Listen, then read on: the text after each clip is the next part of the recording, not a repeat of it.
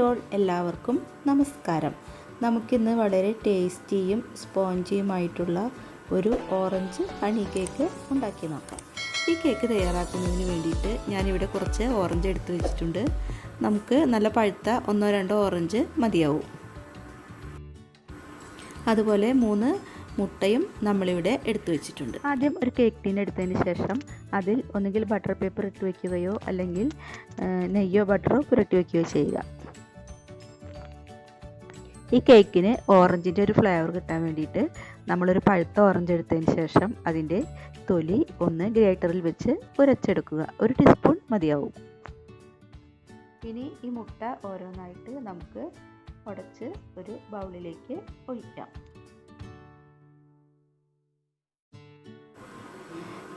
ഒരു പിഞ്ച് ഉപ്പ് കൂടെ ചേർത്ത് കൊടുക്കാം. അതോടൊപ്പം 1 ടീസ്പൂൺ വാനില എസൻസ് കൂടെ ചേർത്ത് കൊടുക്കാം. ഇനി ഇത് നമുക്കൊന്ന് അടിച്ചെടുക്കാം. ഈ മുട്ട ഒന്ന് പതഞ്ഞു വന്നതിന് ശേഷം ഇതിലേക്ക് ഒരു 3/4 കപ്പ് പഞ്ചസാര ചേർത്ത് കൊടുക്കാം. പൊടിക്കാത്ത പഞ്ചസാരയാണ് ഞാനിവിടെ ചേർക്കുന്നത്.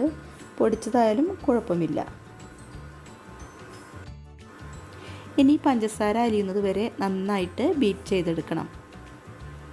അതിനുശേഷം എടുത്തു വച്ചിരിക്കുന്ന ഗ്രേറ്റ് ചെയ്ത ഓറഞ്ച് തൊലി ഇതിലേക്ക് ചേർത്ത് കൊടുക്കുക. എന്നിട്ട് അതും കൂടി ഒന്ന് മിക്സ് ചെയ്തെടുക്കണം.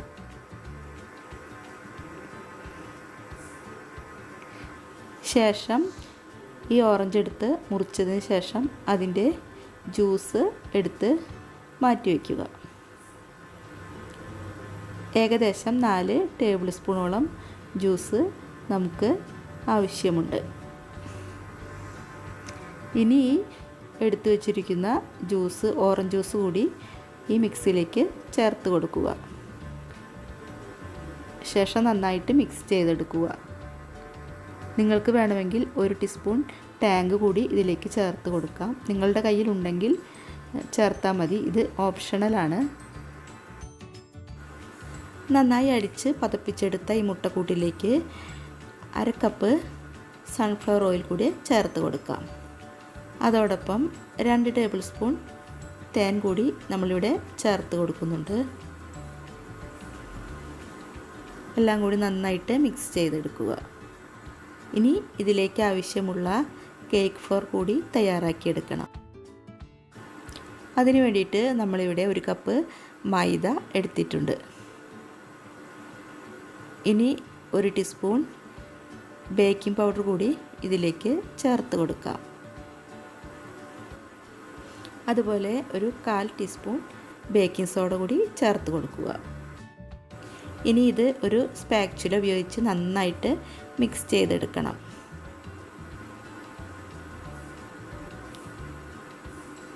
ഈ മിക്സ് ചെയ്തെടുത്ത കേക്ക് ഫ്ലോർ കുറേശ്ശെയായിട്ട് ഈ മുട്ടക്കൂട്ടിലേക്ക് ചേർത്ത് ഇളക്കി കൊടുക്കുക. കുറേശ്ശെയായിട്ട് വേണം ചേർത്ത് നമ്മളിത് മിക്സ് ചെയ്തെടുക്കാൻ വേണ്ടിയിട്ട്.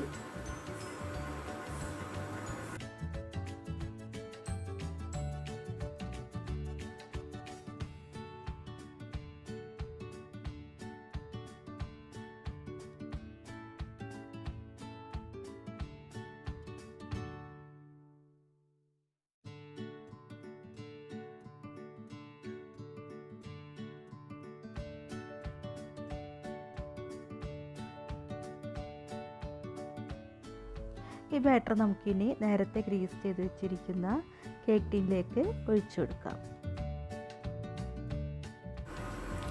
ഇതിലുള്ള എയർ ബബിൾസൊക്കെ പോകാൻ വേണ്ടിയിട്ട് ജസ്റ്റ് ഒന്ന് ടാപ്പ് ചെയ്ത് കൊടുക്കാം. റെഡിയാക്കി വെച്ചിരിക്കുന്ന ഈ കേക്കിൻ്റെ ബാറ്റർ നമ്മളിപ്പോൾ 150 ഡിഗ്രി സെൽഷ്യസിൽ 10 മിനിറ്റ് പ്രീ ഹീറ്റ് ചെയ്ത് വെച്ച ഓവനിൽ 45 മിനിറ്റോളം ബേക്ക് ചെയ്തെടുത്തിട്ടുണ്ട്. നിങ്ങൾക്കിത് കുക്കറിലും വേണമെങ്കിൽ ബേക്ക് ചെയ്തെടുക്കാവുന്നതാണ്. കേക്ക് ഇവിടെ നല്ലവണ്ണം പൊന്തി വന്നിട്ടുണ്ട്. ഇനി നമുക്കിത് വെന്തോ എന്ന് നോക്കാൻ വേണ്ടിയിട്ട് ഒരു ടൂത്ത് പിക്ക് വെച്ച് ഒന്ന് കുത്തി നോക്കാം. ടൂത്ത് പിക്ക് വളരെ ക്ലിയർ ആയിട്ട് വന്നിട്ടുണ്ട്. കേക്ക് വെന്ത് കഴിഞ്ഞിട്ടുണ്ട്. തണുത്തതിന് ശേഷം ഈ കേക്ക് നമുക്ക് മുറിച്ചെടുക്കാം. വളരെ സോഫ്റ്റ് ആയിട്ടുള്ള ഒരു കേക്കാണിത്. അപ്പോൾ നിങ്ങൾക്ക് എൻ്റെ വീഡിയോ ഇഷ്ടമായെങ്കിൽ ലൈക്ക് ചെയ്യാനും ഷെയർ ചെയ്യാനും സബ്സ്ക്രൈബ് ചെയ്യാനും മറക്കരുത്. താങ്ക്